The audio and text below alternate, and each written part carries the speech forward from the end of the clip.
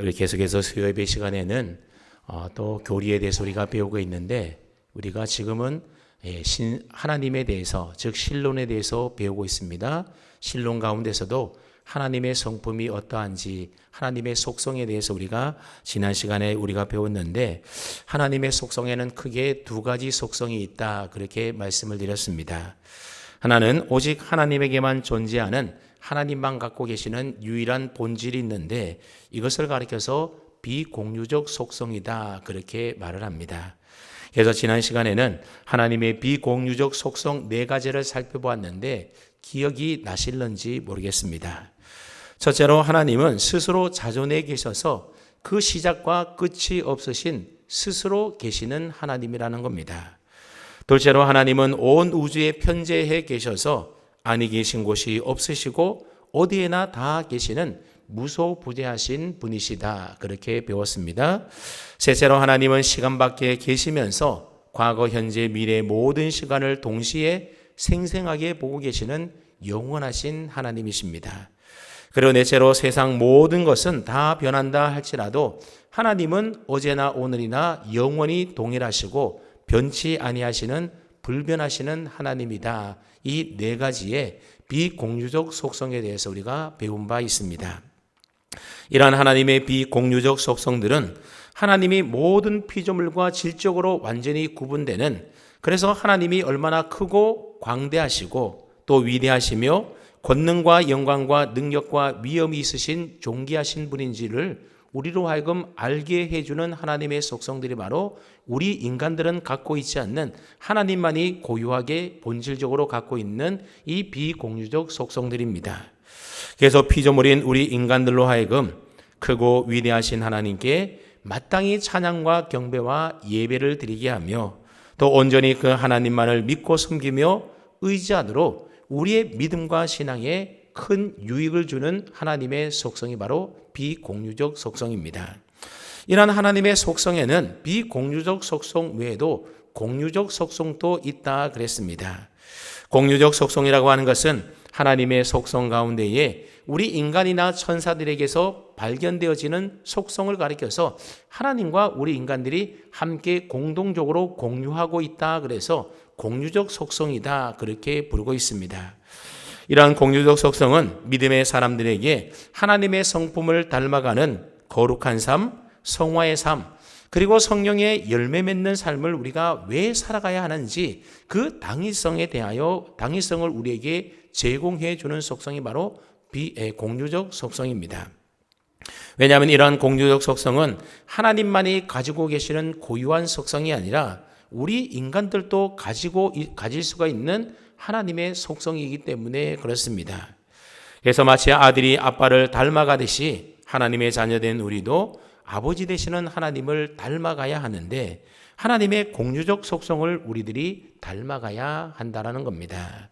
그래서 오늘은 하나님의 속성 가운데 공유적 속성에 대해서 우리가 5가지 정도 함께 좀 살펴보도록 하겠습니다. 첫 번째 하나님의 공유적 속성은 바로 하나님은 지혜가 한이 없으신 분이라고 하는 겁니다. 그런데 하나님의 지혜와 지식은 사람의 지혜와 지식과는 달리 무한하시고 완전하시다라고 하는 사실입니다. 그래서 하나님은 모든 것들을 다 아시고 모르는 것이 하나도 없으신 분입니다. 여러분 우리 사람들에게도 지혜와 지식이라는 것을 갖고 있지 않습니까? 하지만 우리 사람들이 갖고 있는 지혜와 지식이라고 하는 것은 사실 모르는 것 투성이라고 하는 겁니다.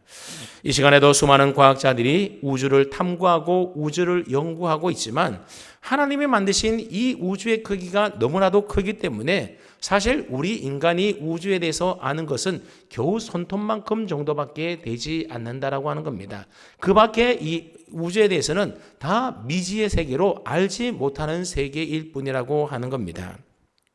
여러분 세계에서 아무리 뛰어난 석학이라 하더라도 그래서 그 사람이 박사학위를 몇 개씩 갖고 있다 하더라도 그 사람은 자기 분야에 있어서 박사인 거지 사실 다른 분야에 대해서는 알지 못하는 경우들이 얼마나 많이 있습니까?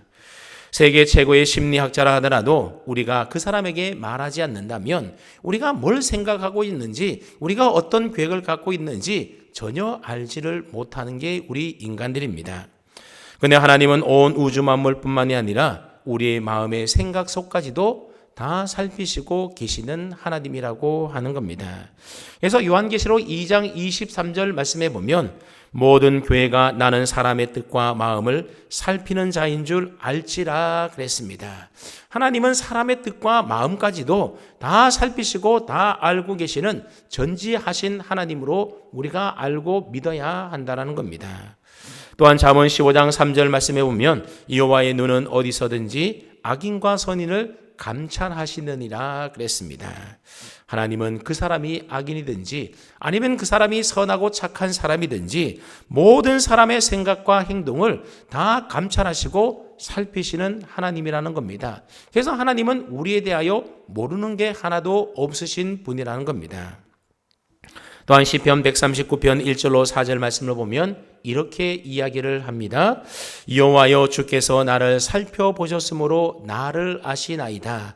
주께서 내가 앉고 일어섬을 아시고 멀리서도 나의 생각을 밝히 아시오며 나의 모든 길과 눕는 것을 살펴보셨으므로 나의 모든 행위를 익히 아시오니 여호와여 내 혀의 말을 알지 못하시는 것이 하나도 없으시니이다. 그렇게 시인이 고백하고 있습니다.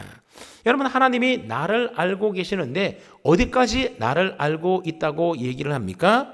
내가 무심결에 하는 행동인 내가 앉고 일어서는 것까지도 하나님은 다 알고 계신다라는 겁니다.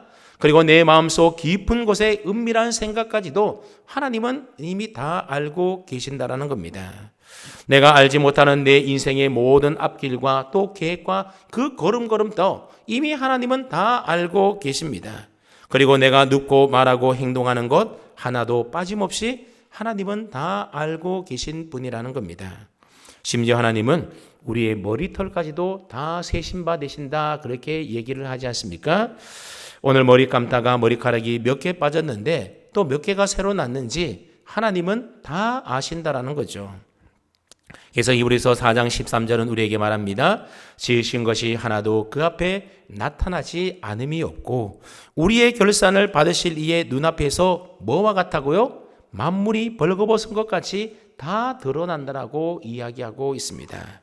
그러니 우리를 다 살피시고 알고 계시는 이 하나님의 전지하심이 때로는 우리에게 경건한 두려움을 주지 않습니까? 내가 아무도 몰래 뭔가 생각을 하고 뭔가 나쁜 일을 계획하고 그 일을 하다가도 하나님은 내 모든 생각과 내 모든 행동을 다 살피시고 감찰하시는 하나님이시지. 그럴 때 우리는 어떤 생각을 하게 됩니까? 하나님이 나를 다 지켜보고 계시는데 내가 그러면 안 되지. 하나님 앞에 두려운 경건한 마음을 가지고 하나님을 경외함으로 섬겨나가게 되는 것입니다. 하지만 동시에 전지하신 하나님이 우리에게 또 얼마나 큰 위로와 소망이 되는지 모릅니다. 왜냐하면 우리의 마음의 생각을 다 살피시는 하나님은 우리가 구하기 전에도 우리가 무엇이 필요한지 하나님은 다 아실까요? 모르실까요? 이미 다 알고 계신다라는 겁니다. 우리가 창세기 말씀을 통하여 이미 하나님께서 이삭을 위하여 리브가를 다 준비해 놓고 계시고 또 모리아산에 갔을 때에 순양을 다 어린 양을 다 준비해 놓으신 여호와 이레의 하나님이지 않습니까? 마찬가지로 우리가 구하기 전에 이미 하나님은 우리의 모든 필요를 다 아시기 때문에 우리 앞길에 여호와 이레로 다 준비해 주시는 하나님이라고 하는 겁니다. 그래서 가장 적당한 때에 그때를 하나님이 아셔서 우리의 필요를 채워주시는 분이 바로 우리의 모든 것을 다 알고 계시는 하나님이기 때문에 그러니 얼마나 감사한 일이겠습니까? 이처럼 하나님은 모르는 것이 없으신 전지하신 하나님, 지혜의 하나님이라고 하는 사실입니다. 두 번째로 하나님은 능력이 한이 없으신 하나님이십니다. 즉 하나님은 모든 것을 다 하실 수 있는 전능하신 하나님이라는 겁니다. 그래서 창세기 17장 1절 말씀해 보게 되면 하나님이 99세가 된 아브라함에게 나타나셔서 그때 하셨던 말씀이 뭔가 하면 나는 전능한 하나님이라 그랬습니다. 하나님은 자기 자신을 가리켜서 뭐라고 소개하는가 하면 나는 전능한 하나님이다 라고 소개하고 있습니다. 그리고 또한 창세기 18장 14절 말씀해 보면 여호와께 능하지 못한 일이 있겠느냐 그렇게 아브라함에게 물으십니다. 아브라함은 100세에 돼서 모든 생산할 능력이 끊어져서 자식을 낳지 못한다라고 생각했지만 여러분, 하나님에게는 능치 못함이 없으신 하나님이지 않습니까? 사람의 능력으로 아니면 생물학적으로도 낳을 수 없는 그 아들도 하나님이 하시기만 하면 능치 못함이 없으신 전능하신 하나님이시라고 하는 겁니다. 그렇습니다. 하나님의 능력은 한이 없으시기 때문에 능치 못할 일이 전혀 없으신 분이 바로 우리 하나님이십니다. 우리는 이런 하나님을 가리켜서 전능하신 하나님 그렇게 부릅니다. 물론 우리 인간들도 많은 능력이 있지 않습니까? 하나님이 주신 지혜와 지식과 능력을 가지고 다른 피조물들이 갖지 못한 첨단 과학 문명 안에 우리 인간들이 살아가고 있습니다. 우주를 향하여 로켓을 쏘아 올리기도 하고요. 인공지능을 개발해서 이 세계가 하루하루 얼마나 급속도로 빠르게 변해가는지 모릅니다. 그러나 우리 사람의 능력이 아무리 뛰어난다 하더라도 하지 못하고 할 수 없는 일들이 얼마나 많이 있습니까? 하지만 하나님은 우리 인간이 못한다고 하더라도 하나님은 능치 못함이 없으신 전능하신 하나님이라고 하는 겁니다. 그래서 마태복음 19장 26절 말씀해 보게 되면 예수께서 그들을 보시며 이르시되 사람으로는 할 수 없으나 하나님으로는 다 하실 수 있느니라. 예수님이 그렇게 말씀하셨습니다. 사람으로는 할 수가 없고 불가능한 일이라도 하나님은 능치 못함이 없으신 전능하신 하나님이기 때문에 하나님은 모든 일을 다 하실 수 있다라는 겁니다. 그리고 예레미야 32장 27절 말씀해 보면 나는 여호와여 모든 육체의 하나님이라 내게 할 수 없는 일이 있겠느냐 그렇게 되묻고 있습니다. 하나님에게는 능치 못함이 없다라는 겁니다. 이처럼 하나님은 모든 능력을 다 갖고 계시기 때문에 능치 못함이 없으신 전능하신 하나님이십니다. 근데 여러분, 모든 능력을 다 갖고 있다고 해도 그 능력을 행하지 못한다라고 한다면 그것은 전능하지 못한 겁니다. 그러므로 전능하다라고 하는 것은 모든 능력을 갖고 있을 뿐만 아니라 그 능력을 행사하는 데 있어서 아무런 제한이나 제약을 받지 않는다라는 의미의 말입니다. 그것이 바로 전능성인 겁니다. 그래서 이 세상에서 하나님의 능력 행하심을 제한할 수 있는 존재는 이 세상에 아무도 없는 것입니다. 즉 하나님은 모든 일들을 그 마음의 원대로 역사하셔서 자기의 뜻에 따라서 행하시는 분이 바로 하나님이시라는 겁니다. 그래서 하나님의 전능성은 하나님께서 모든 일들을 그 마음에 원하시는 대로 하나님 뜻대로 하나님 마음대로 역사하실 수 있는 하나님이다. 그런 의미의 말입니다. 근데 누군가가 우스갯소리로 이런 말을 하더라고요. 하나님이 전능하시다라고 한다면 스님의 머리에 꽃핀을 꼽을 수 있느냐? 스님의 머리에 꽃핀을 꼽을 수가 없으니 하나님은 전능하지 않다. 뭐 그런 얘기들을 우스갯소리로 하더라고요. 여러분, 하나님이 스님 머리에 왜 꽃핀을 꼽겠습니까? 물론 하나님이 하시고자 한다면 스님의 머리를 금방 자라게 하셔서 꽃핀을 꼽을 수도 있겠죠.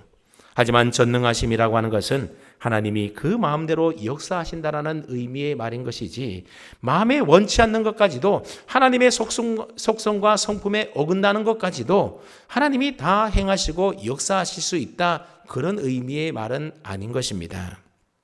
그렇다면 여러분, 그런 의미를 가지고 생각을 해본다면 하나님도 못하시는 것이 있겠습니까? 없겠습니까? 우리 인간적으로 생각으로 본다면 있다라고 하는 겁니다.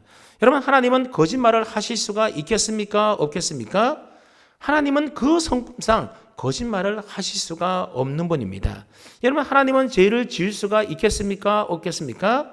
하나님은 선 그 자체이시기 때문에 거짓이 조금도 없으신 분이기 때문에 죄를 지을 수가 없는 분이라는 겁니다. 하나님께서는 아무도 멸망하지 않고 우리가 다 회개하고 구원에 이르기를 바라고 계시지만 그러나 죄를 고집하면서 하나님을 떠나 하나님을 외면하는 죄인은 하나님은 결단코 구원하실 수가 없는 겁니다. 또한 돌이켜 회개하고 믿는 자를 천국에서 쫓아내어서 지옥으로 보낼 수 있느냐? 하나님은 그것도 하지 못한다라는 겁니다.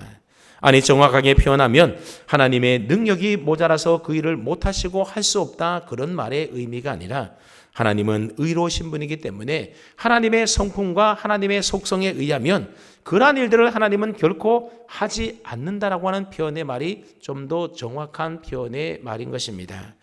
그러므로 하나님은 거짓말도 못하시고 죄도 짓지 못하시니 하나님은 못하시는 것이 있으시네, 하나님은 전능하지 않으시네, 그렇게 말하는 것은 옳지 않다라고 하는 겁니다. 그것은 그저 말장난에 불과한 겁니다.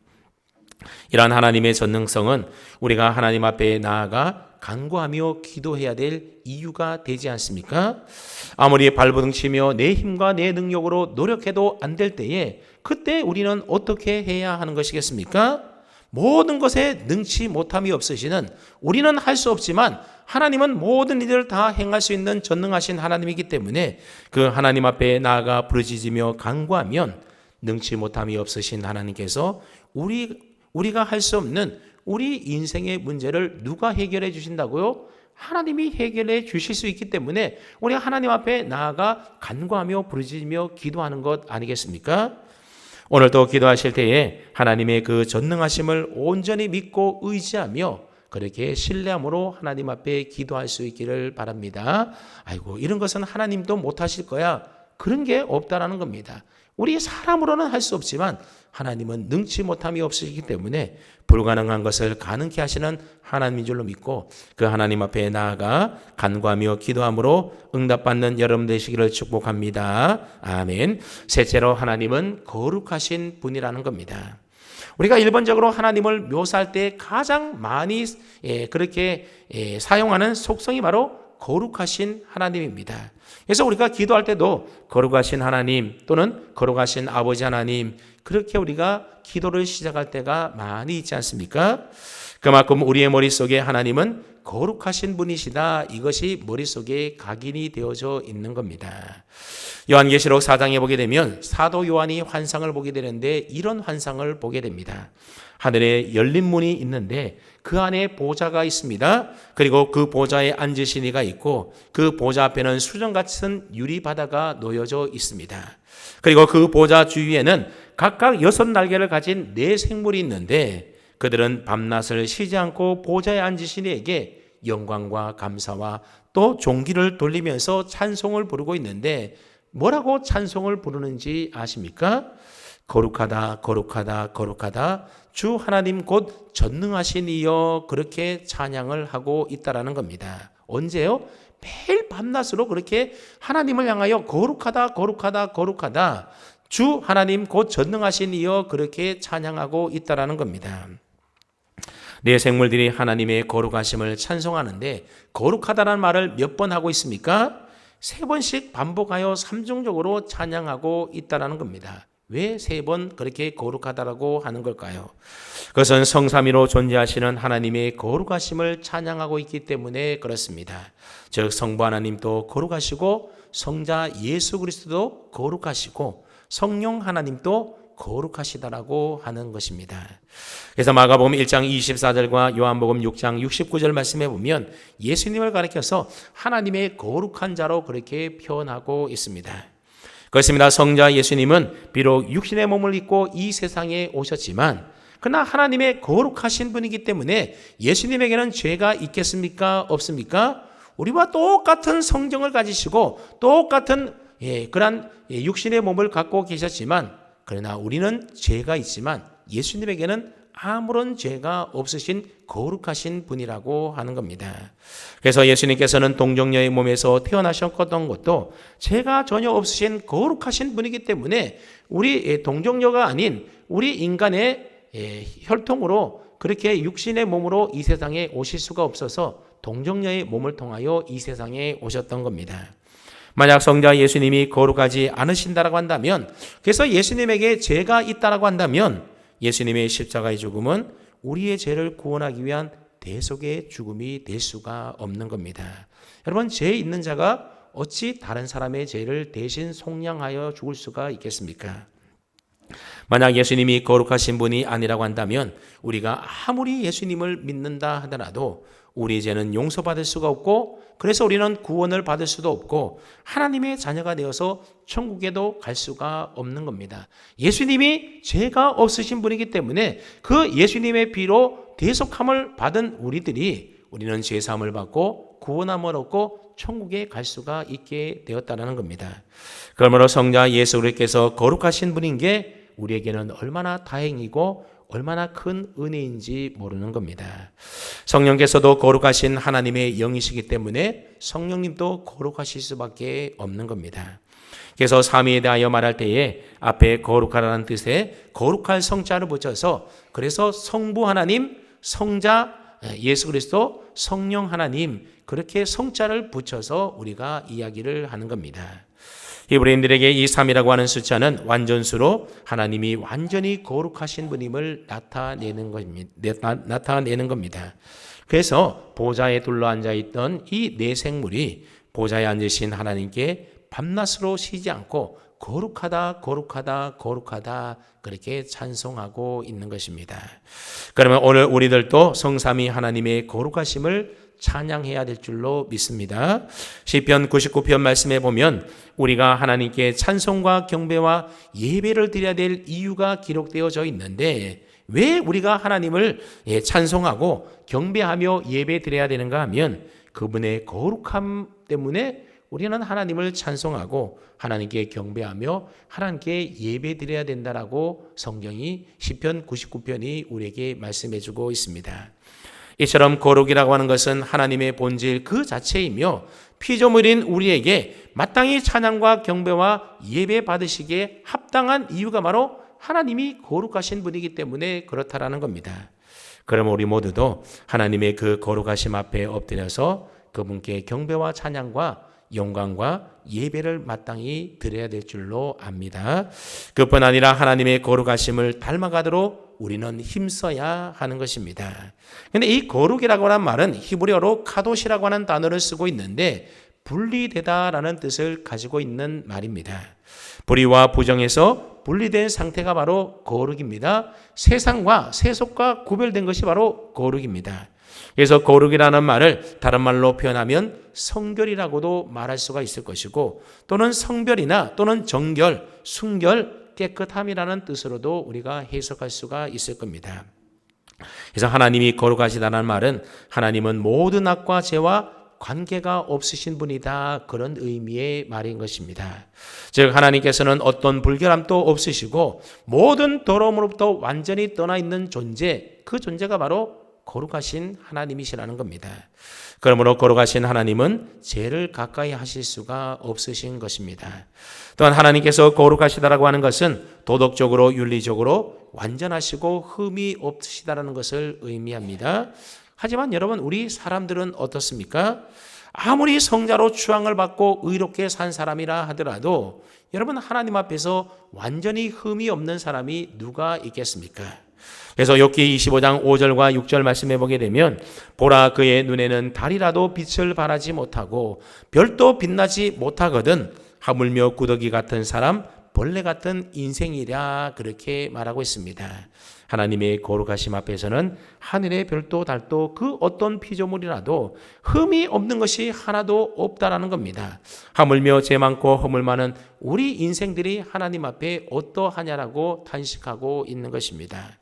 근데 오늘 본문에 보면 죄 많고 허물 많은 우리 인생들을 향하여 너희도 거룩하신 이처럼 모든 행실에 거룩한 자라가 되라 그렇게 말씀하고 있는데 우리 한번 오늘 본문 15절 16절 말씀 우리 자막 있죠? 한번 읽어보겠습니다. 시작.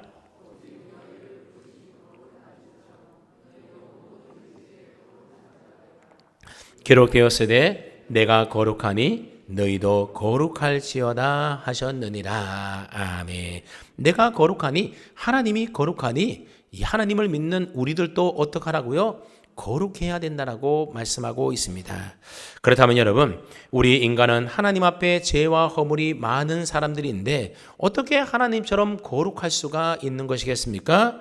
그것은 오직 거룩하신 하나님의 은혜로만 가능하다라고 하는 겁니다. 이게 무슨 말인가 하면 죄인된 우리는 하나님의 은혜로 죄 없다 용서하심을 받고 거룩한 하나님의 백성으로 주의 자녀가 된 자들이 바로 저와 여러분들이지 않습니까?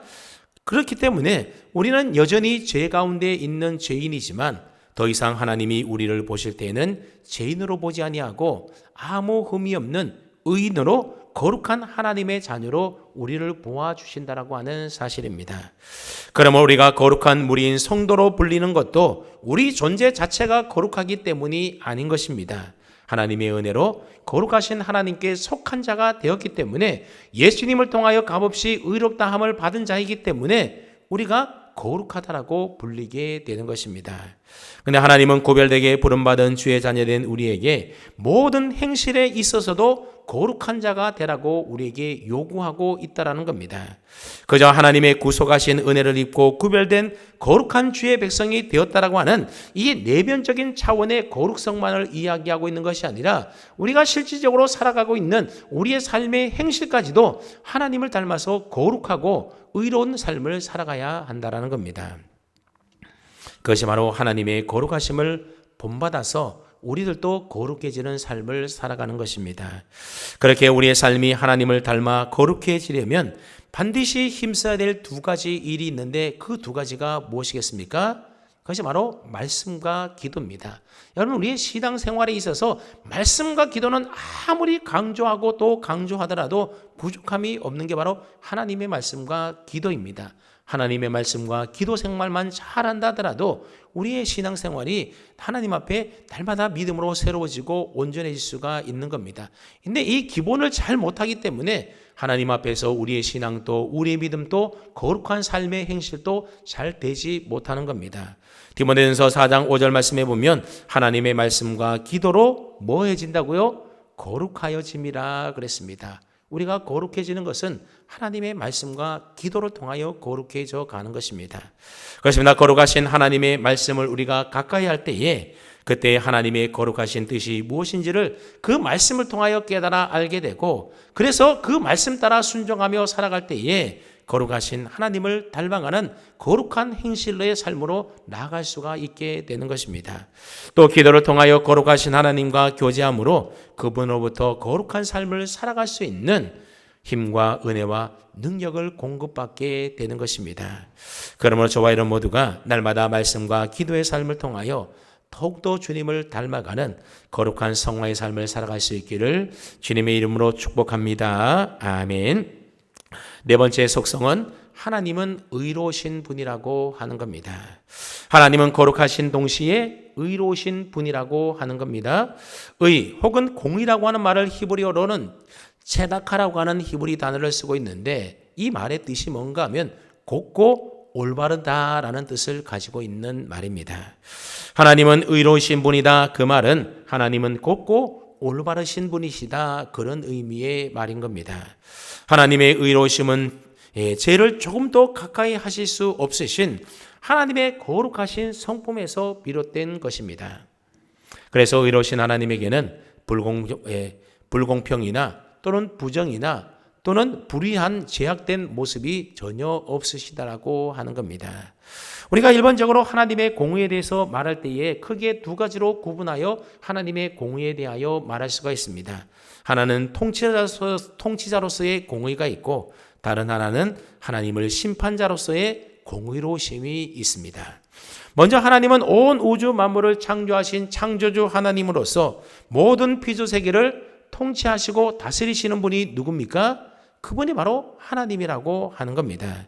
그런데 모든 피조 세계를 통치하시는 하나님은 모든 판단을 선악간에 공정하게 공의로 행하신다라고 하는 사실입니다. 그래서 시편 89편 14절 말씀해 보게 되면 의와 공의가 주의 보좌의 기초다 그렇게 말씀하고 있습니다.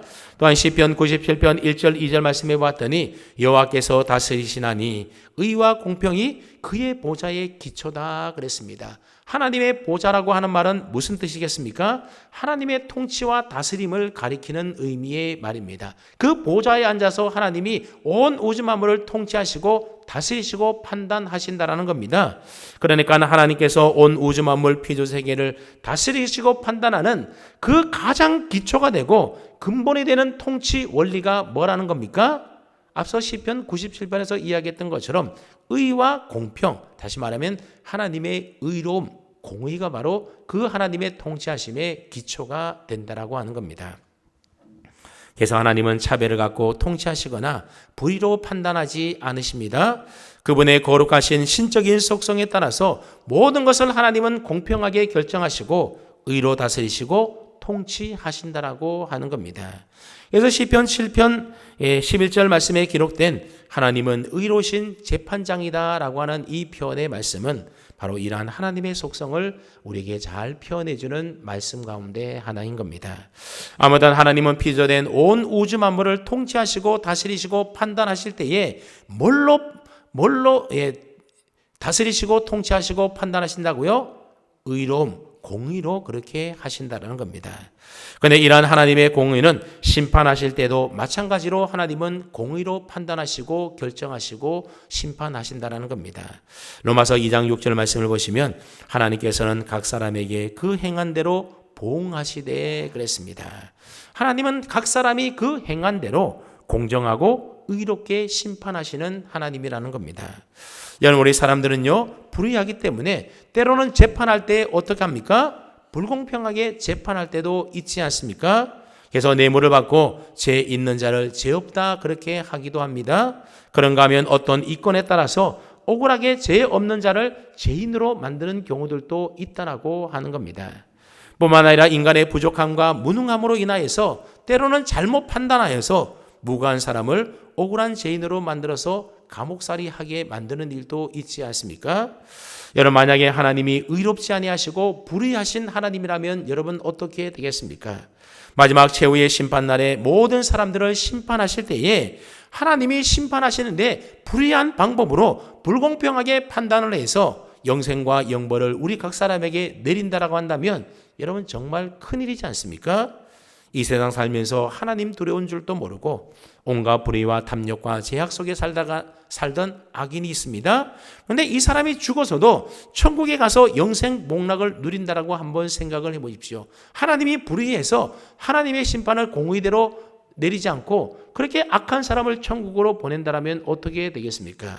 반대로 이 땅에 오직 믿음으로 살면서 선하고 올바르게 주님 나라와 영광을 위하여 믿음으로 한평생 헌신하며 사는 사람이 있습니다. 그런데 하나님이 불의해서 그 사람을 영원한 지옥불에 던져 넣어버린다라고 한다면 여러분 그런 일이 있으면 되겠습니까? 그런 일이 있으면 얼마나 억울하겠습니까? 하지만 우리가 이런 염려하지 않아도 될 것은 하나님은 공의로 판단하시고 심판하시는 의로운 재판장이시라고 하는 사실입니다. 그러니 하나님이 공의로우신 분인 것이 우리에게는 얼마나 다행이고 얼마나 은혜이고 얼마나 큰 축복인지 모릅니다.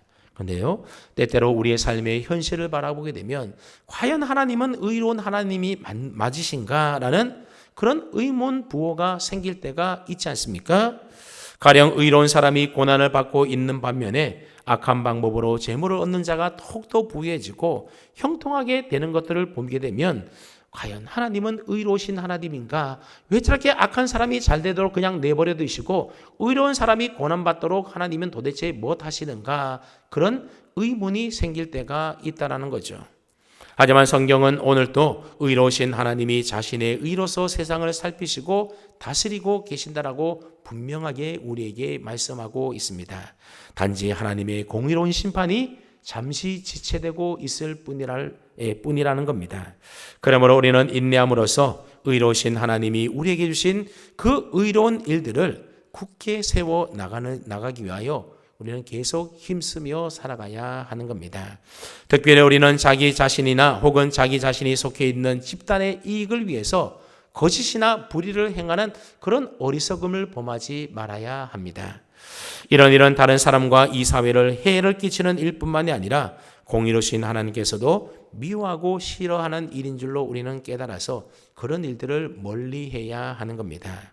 가끔 보면 나 하나 바르게 산다고 의롭게 산다고 해서 이 세상이 뭐 달라지겠나. 많은 성도들이 그래서 의롭게 살아가기를 주저주저 하는 경우들이 있습니다.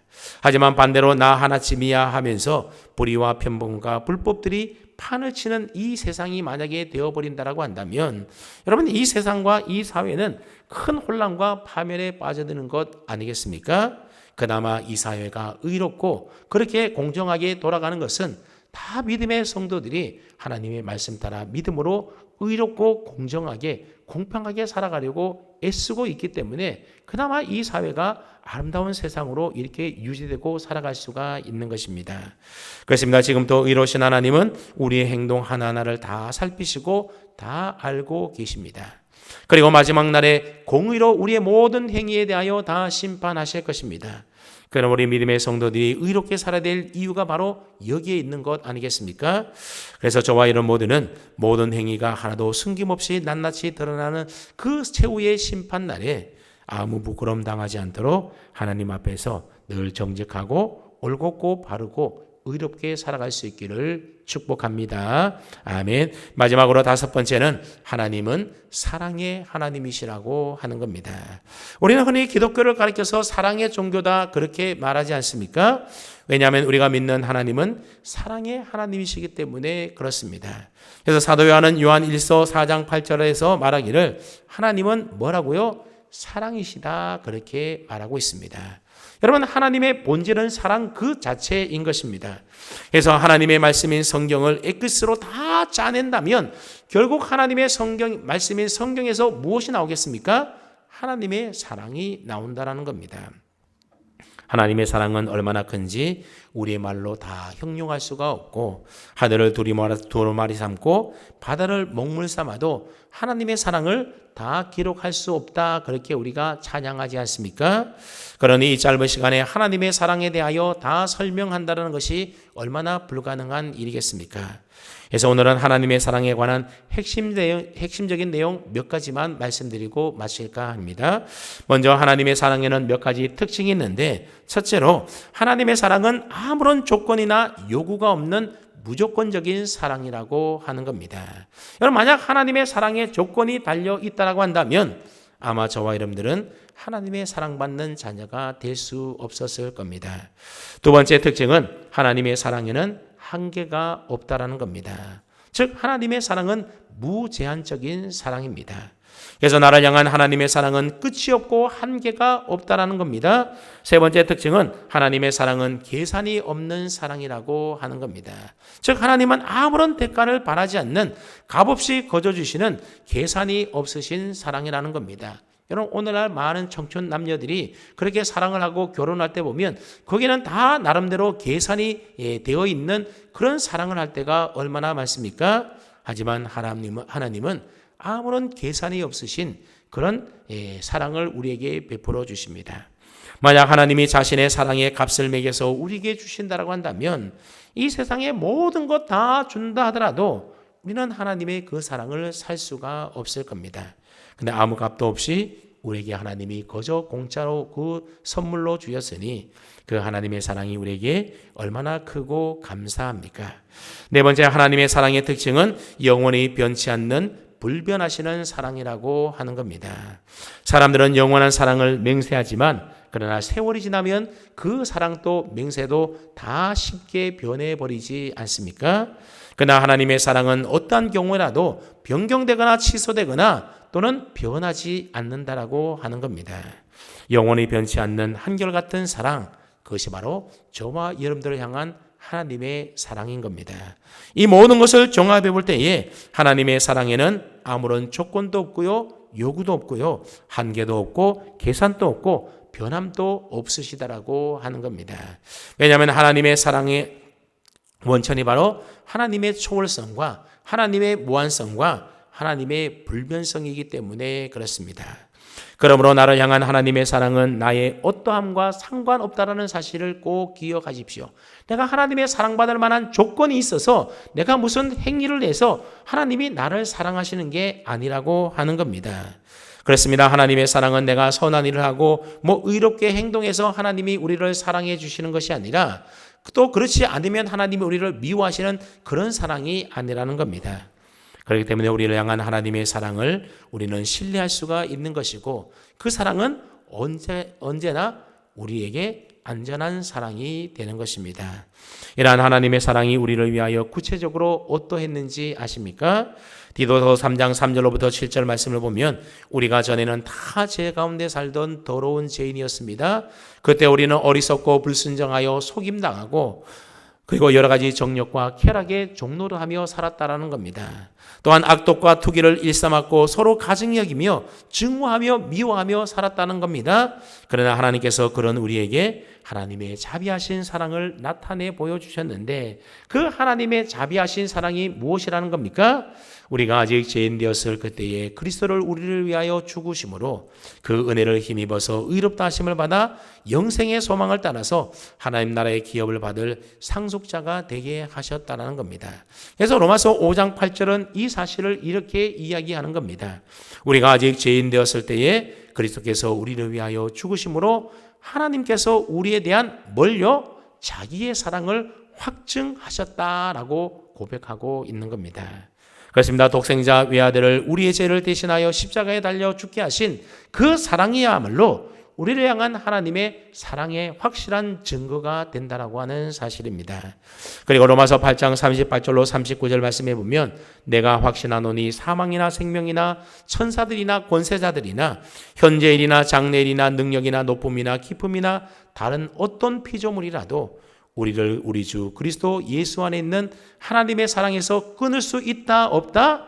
끊을 수 없으리라 그랬습니다. 하나님의 사랑에 대한 이 선언이야말로 성경에 기록된 많은 말씀들 가운데 가장 위대한 선언인 것입니다. 이 세상 그 무엇으로도 우리를 향한 하나님의 사랑에서 끊을 것이 아무것도 없다라고 하는 겁니다. 그러면 오늘 우리들도 이러한 하나님의 사랑을 본받아서 마음을 다하고 성품을 다하고 힘을 다하여서 하나님을 사랑하며 살아야 하는 겁니다. 왜냐하면 하나님도 우리를 그렇게 사랑해 주셨기 때문입니다. 또한 성경은 예수님이 우리를 사랑하신 것처럼 우리도 형제와 이웃을 사랑하되 심지어 원수까지도 사랑하라고 말씀하십니다. 그래서 성령의 은사 중에 가장 큰 은사가 무슨 은사라고요? 사랑의 은사이지 않습니까? 그리고 성령의 9가지 열매 가운데 가장 첫 번째 열매가 무슨 열매입니까? 그래서 사랑의 열매인 겁니다. 그러므로 저와 여러분 모두는 날마다 하나님을 사랑하며 이웃과 더불어 화목하게 사랑 안에 살아갈 수 있기를 축복합니다. 사랑하는 성도 여러분, 오늘 말씀처럼 하나님은 지혜롭고 능력이 무한하시며 거룩하시고 의로우신 사랑의 하나님인 줄로 믿으시기를 바랍니다. 바라는 이 세상 살아가면서 하나님의 성품을 닮아서 늘 지혜롭고 거룩하고 의롭게 서로 사랑하며 살아갈 수 있는 우리 남목회 모든 믿음의 성도님들 다 될 수 있기를 주님의 이름으로 축원합니다. 아멘.